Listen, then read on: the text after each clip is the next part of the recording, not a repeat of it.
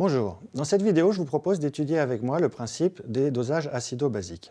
Nous allons pour cela imaginer quelle sera la variation de pH qui accompagnera le versement d'un volume VB d'une base forte de concentration CB dans un volume VA d'une solution acide de concentration CA.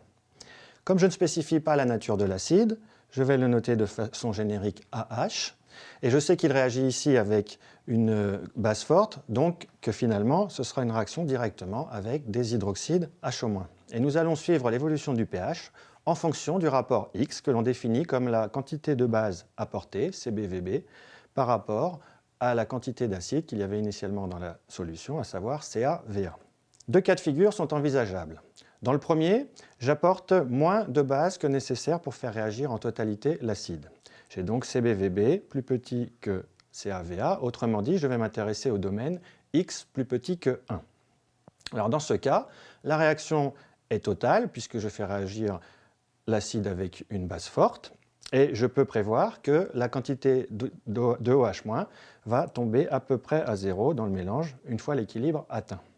Alors dans le même temps, j'aurai consommé CbVb molécules de AH, j'en aurai donc CaVa moins les CbVb qui auront disparu, et j'aurai formé CbVb molécules de A-. Alors disposant des concentrations en A- et en AH, je peux calculer le pH avec la formule pH égale pKa plus log de la concentration en A- divisé par la concentration en AH. Alors si je remplace ici par les concentrations A- et AH que je peux calculer grâce au nombre de moles à l'équilibre, eh bien j'obtiens pour la fonction pH moins pKa l'expression log de x sur 1 moins x. Donc il m'est facile de tracer cette fonction et c'est ce que je fais ici. Voyons maintenant ce qu'il se passe lorsque l'on se trouve à des valeurs de x supérieures à 1, c'est-à-dire qu'on a ajouté un excès de base. Cette fois-ci, c'est la quantité d'acide qui sera tombée à 0. Et on aura converti intégralement cet acide en CaVa molécules de base. Alors, je ne peux plus utiliser la relation précédente puisque je ne connais pas exactement la quantité de AH. Par contre, je connais cette fois-ci la quantité de HO-, puisqu'elle est égale à ce que j'avais au début, moins ce qui a réagi pour transformer l'acide en A-.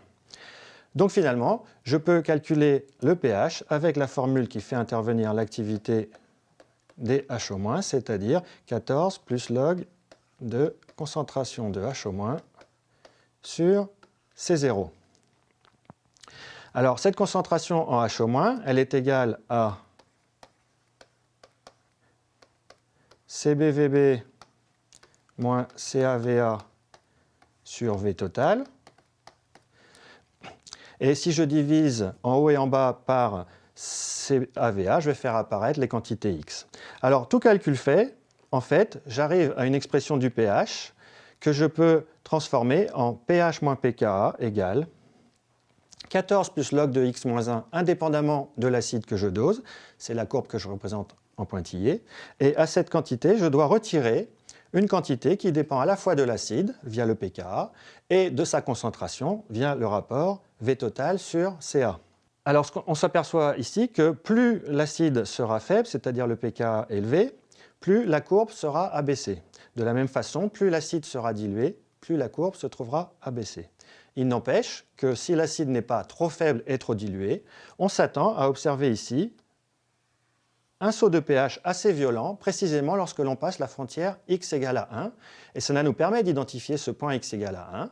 On aura alors connaissance de la concentration, puisque CaVa sera égal à CbVb pour ce volume que l'on qualifie de volume équivalent, et je pourrais donc calculer Ca comme étant Cb fois le volume équivalent sur Va, les trois quantités étant connues. Alors confrontons ces prédictions à la réalité, et je vous propose de nous intéresser au cas d'un dosage de 10 ml d'une solution d'acide acétique à la concentration 10-2 molaires par de la soude à la concentration également 10-2 molaires. Alors comme il est vraisemblable que je ne peux pas plonger une sonde de pH dans 10 ml d'une solution d'acide, je rajoute ici 40 ml d'eau. Et cela définit ma situation de départ. À partir de là, j'ajoute des volumes croissants de base et j'obtiens la courbe que je vous présente. Alors on imagine quelques points expérimentaux et il faut bien sûr tracer la courbe moyenne sur laquelle on ira repérer le volume équivalent.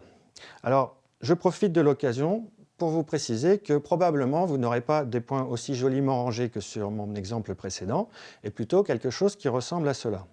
En tant qu'enseignant, nous constatons que beaucoup d'étudiants essayent de relier les différents points de mesure par des segments, ce qui donne des lignes brisées, qui n'ont aucun sens puisque l'on se doute, et c'est ce qu'on attend, qu'on doit avoir une variation assez régulière. Donc il faut que vous traciez la courbe la plus jolie qui passe le plus près possible des points expérimentaux, quitte à en éviter certains. Je reviens sur ma courbe un petit peu idéalisée et je vais vous expliquer comment on peut y repérer le point de l'équivalence. On fait pour cela appel à la méthode des doubles tangentes, qui consiste à tracer deux tangentes à la courbe parallèles entre elles, et ensuite à regarder quel est le point de la courbe qui se trouve à égale distance de ces deux droites. Une fois que ce point est repéré, on va chercher sur l'échelle des volumes ajoutés la valeur du V équivalent.